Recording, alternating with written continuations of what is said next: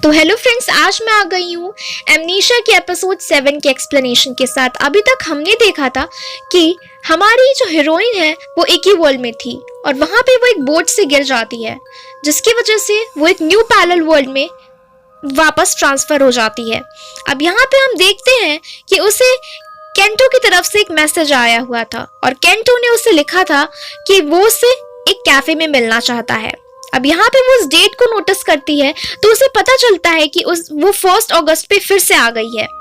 अब यहाँ पे केंटो उससे मिलता है और कहता है कि तुम्हारे मन में जो भी है तुम उसे बता सकती हो, हम दोनों डेट कर रहे हैं। अब यहाँ पे हीरोइन बहुत ज्यादा हैरान रहती है क्योंकि वो इन सारी बातों के बारे में बिल्कुल भी नहीं जानती थी। केंटो यहाँ पे उनकी रिलेशनशिप को लेकर बहुत ज्यादा सीरियस था और यहाँ पे हीरोइन भी ऐसे एक्ट करती है जैसे कि उसे सब पता हो, पर उसे कुछ भी नहीं पता रहता है। यहाँ पे केंटो उसे कहता है कि तुम्हें अपने बिहेवियर के लिए अपोलोजाइज करने की कोई जरूरत नहीं, क्योंकि कई बार गुस्से में भी मैं भी बहुत कुछ कह देता हूँ। और वो कोई पुरानी बातों के बारे में बात कर रहा था। अगले सीन में हम हीरोइन को देखते हैं जो कि अपनी डायरी को चेक कर रही होती है, जहाँ पे वो सारी डिटेल्स लिखती है। अब यहाँ पे उसे ओरियन की बात याद आती है और उसे पता चलता है कि वो डायरी पूरी खाली थी। इसका मतलब वो एक नए पैरेलल वर्ल्ड में है। यहाँ पे वो देखती है केंटो का एक मैसेज पड़ा रहता है जिसमें वो उसे लैब में मिलने के लिए बुलाता है। केंटो एक रिसर्च स्टूडेंट रहता है मैथ्स में और यहाँ पे वो केंटो से मिलने के लिए आती है। उसे लगता है कि केंटो ने उसे यहाँ क्यों बुलाया है, वो यहाँ पे क्यों आई है उससे मिलने के लिए।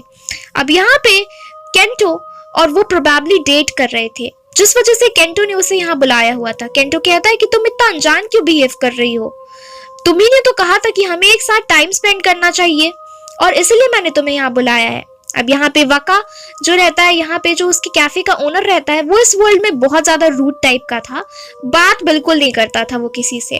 अब यहाँ पे हम देखते हैं सावा को, जो कि उसी की कलीग थी। सावा जो रहती है वो कहती है कि आज तो तुम युकाता जापानीज ट्रेडिशनल ड्रेस पहनने वाली हो ना, और आज तो तुम और केंटो जो है एक साथ टेंपल जाने वाले हो। अब यहाँ पे उसे ये सब नहीं पता रहता और यहाँ पे वो एक पुराना मैसेज देखती है जिसमें ये सब लिखा हुआ था। अब यहाँ पे वो युकाता पहन के रेडी हो जाती है, पर केंटो को इस बारे में बिल्कुल भी याद नहीं रहता। तो वो केंटो को फोन करती है और उसी की कुछ देर बाद केंटो उससे मिलने के लिए आ जाता है और वो उससे कहता है केंटो कि मुझे इस बारे में बिल्कुल भी याद नहीं था, क्योंकि जनरली मेरा इंटरेस्ट इन सारी चीजों में बिल्कुल भी नहीं था और तुम्हारे कहने पे ही मैंने इन सारी चीजों पे ध्यान देना चालू किया। तुम हमेशा कहती थी कि तुम हमेशा रिसर्च में ही डूबे रहते हो, तुम कभी भी ह्यूमन इमोशंस पे ध्यान नहीं देते हो। इस वजह से मैंने तुम्हारी बातों को सुनना चालू किया और यहाँ पे वो कहता है कि तुम्हारे कहने पे ही मैं यहाँ पे इस टेम्पल में आया हूँ, इस फेस्टिवल में आया हूँ, जबकि मुझे इसके बारे में कुछ भी नहीं पता था। अब यहाँ पे केंटो हीरोइन से कहता है कि हमने प्रॉमिस किया था कि जब हम डेट करना चालू करेंगे तब हम एक साथ टेंपल जरूर विजिट करेंगे फेस्टिवल पे। अब यहाँ पे हीरोइन को याद आता है कि उसने ये सब विजन में देखा था। तो यहाँ पे केंटो और वो बहुत ज्यादा एंजॉय कर रहे होते हैं और अब हमें पता चलता है कि हीरोइन के विजन्स में जो भी कुछ दिखाई दे रहा था वो डिफरेंट पैरेलल वर्ल्ड्स की चीजें थी, जो कि उसे अलग अलग विजन्स में दिखाई दे रही थी। अब यहाँ पे केंटो हीरोइन को थैंक्स कह रहा होता है कि उसके साथ टाइम जो उसने स्पेंड किया है वो बहुत ही ज्यादा प्रीशियस है और बहुत ही ज्यादा अच्छा है। अब यहाँ पे अगली सीन में हम देखते हैं कि यहाँ पे केंटो के लिए हीरोइन कॉफी लेके आई हुई रहती है। अब यहाँ पे केंटो कहता है कि तुम जनरली मेरे लिए कॉफी नहीं लेके आती कभी भी। अब यहाँ पे हीरोइन को शॉक लगता है क्योंकि वो बहुत अजीब तरीके से एक्ट कर रही होती, वो इस वर्ल्ड की हीरोइन की तरह बिल्कुल भी एक्ट नहीं कर रही होती, जिसकी वजह से केंटो का शक करना जो है वो नॉर्मल हो जाता है। अब यहाँ पे केंटो उससे कहने लग जाता है कि तुम इस तरीके से कभी भी बिहेव नहीं करती थी और मुझे ऐसा लगता है कि तुम्हारी मेमोरीज जो है वो खो चुकी हैं। तुम्हारी मेमोरीज जब से हमने डेट करना स्टार्ट किया है तब से शायद तुम्हारी मेमोरीज खो चुकी हैं। अब यहाँ पे हीरोइन कुछ भी नहीं कहती क्योंकि वो कैसे बताए उसे कि वो डिफरेंट पैरेलल वर्ल्ड की है। अब यहाँ पे अचानक से ओरियन आ जाता है उसके सामने और ओरियन कहता है कि तुम अपनी बातें केंटो से बताने की कोशिश करो क्योंकि मुझे वो सही लग रहा है। अब यहाँ पे वो केंटो से बताती है कि यहाँ पे एक फेरी है हमारे सामने जो कि डिफरेंट वर्ल्ड से बिलोंग करता है। अब यहाँ पे केंटो कहने लग जाता है कि तो ये फेरी तुम्हारे साथ अटैच हो गया है। अब यहाँ पे ओरियन लड़ने लग जाता है और कहता है कि मैं कोई इविल स्पिरिट नहीं हूँ, मेरे बारे में ऐसे मत बोलो। अब यहाँ पे केंटो कहने लग जाता है कि इस फेरी का शेप कैसा है या फिर वो कैसा दिखता है। तो यहाँ पे हीरोइन बताती है कि वो नॉर्मल बॉय की तरह दिखता है और यहाँ पे वो उसका एक फोटो बना के दिखाती है और बोलती है कि उसके सर पे 2 हॉर्न्स भी हैं। अब यहाँ पे वो बोलती है कि वो अच्छे तरीके से उसको ओरियन को नहीं बना पा रही है और वो इससे काफी अच्छा दिखता है। अब यहाँ पे वो बोलता है केंटो कि क्या वो इस नॉर्मल वर्ल्ड से इंटरेक्ट नहीं कर सकता। तो यहाँ पे हीरोइन कहती है नहीं, मेरे अलावा उससे और कोई इंटरेक्ट नहीं कर सकता है। अब यहाँ पे ओरियन अपना इंट्रोडक्शन देने लग जाता है, हीरोइन उसे ट्रांसलेट करने लग जाती है।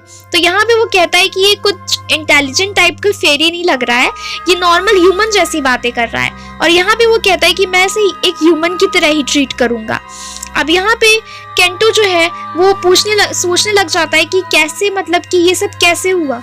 तो यहाँ पे हीरोइन बताने लग जाती है कि ओरियन बता रहा है कि वो डिफरेंट वर्ल्ड से बिलोंग करता है जो कि इस वर्ल्ड से बहुत अलग है। और यहाँ पे वो बताता है कि इसी वजह से मैं हीरोइन से बहुत बार कांटेक्ट मेरा टूट गया है।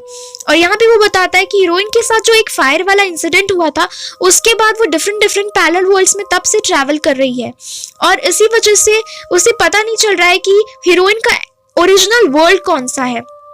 अब यहाँ पे वो बोलता है केंटो कि शायद इसलिए हीरोइन ऐसा बिहेव कर रही थी क्योंकि वो ये लड़की नहीं है जिसको वो जानता है, वो लड़की अब किसी और पैरेलल वर्ल्ड में होगी।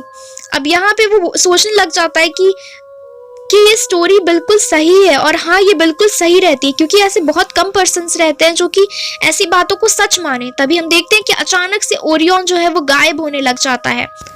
अब यहाँ पे केंटो कहता है कि वो ओरियन से और सवाल पूछना चाहता है। तो यहाँ पे हीरोइन कहती है कि ओरियन तो अब गायब हो गया है। इसके बाद केंटो उसे बताने लग जाता है कि वो हीरोइन और वो जब मिले थे तो उन दोनों के बीच में बहुत ज्यादा लड़ाई होती थी क्योंकि उसके अंदर, केंटो के अंदर ह्यूमन इमोशंस बहुत कम थे और वो पूरे टाइम रिसर्च में लगा रहता था। उसके बाद धीरे धीरे जब से उसने हीरोइन को डेट करना शुरू किया तब से उसने कोशिश करी ह्यूमन इमोशंस को लाने की।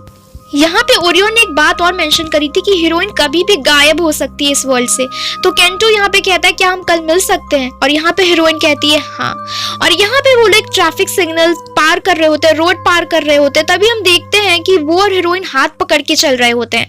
तभी अचानक से हीरोइन को कोई आदमी धक्का मारता है और इसकी वजह से केंटो का और उसका हाथ छूट जाता है, जिसकी वजह से हीरोइन अब दूसरे पैरेलल वर्ल्ड में ट्रांसफर हो जाती है। जब भी उसके साथ कुछ भी ऐसा होता है तो वो एक नई पैरेलल वर्ल्ड में ट्रांसफर होती है। और तभी हम देखते हैं पीछे से तोमा उसे आवाज लगाता है, तुम कहाँ जा रही हो, तुम कहाँ जा रही हो।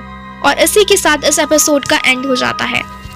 तो आपको ये एक्सप्लेनेशन कैसा लगा मुझे कमेंट सेक्शन में बताना मत भूलिएगा। And don't forget to like, share and subscribe my channel. Thank you for watching.